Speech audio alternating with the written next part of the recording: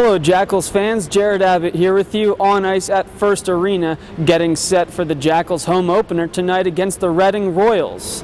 The Jackals were out here this morning for morning practice as they get ready to take on Reading for the first of 16 meetings this year against the team that they have played most all time since joining the ECHL. I caught up with Dwight Mullins earlier today after the Jackals morning practice. Here with head coach Dwight Mullins after the morning skate. It's been a week since the first game of the year at Wheeling.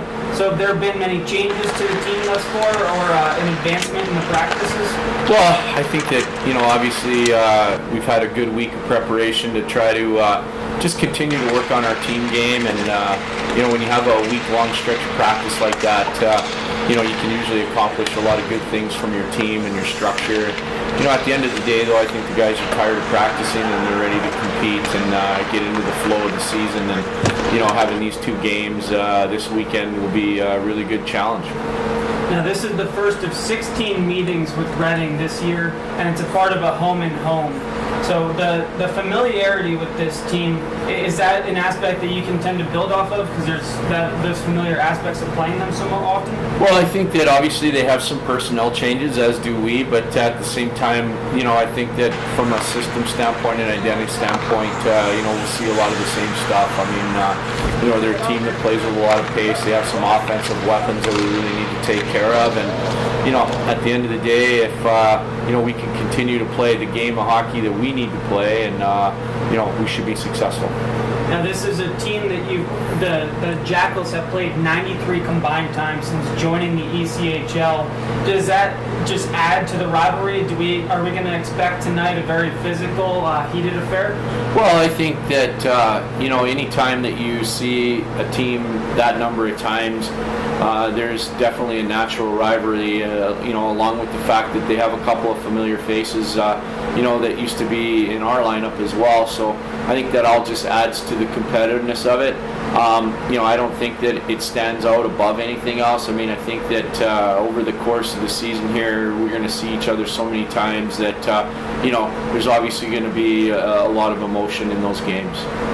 Do you expect the veterans to step up, being opening night? They've gone through this routine before and kind of help some of the young guys that this is their first time through? I think that there's just a general sense of excitement. I know that, like you said, the guys are tired of practicing, and I think they're anxious to get to the games and compete. So, I know that we have a great core group of leadership in the locker room, and, we have some guys that will really just help keep us settled and have us a real productive effort.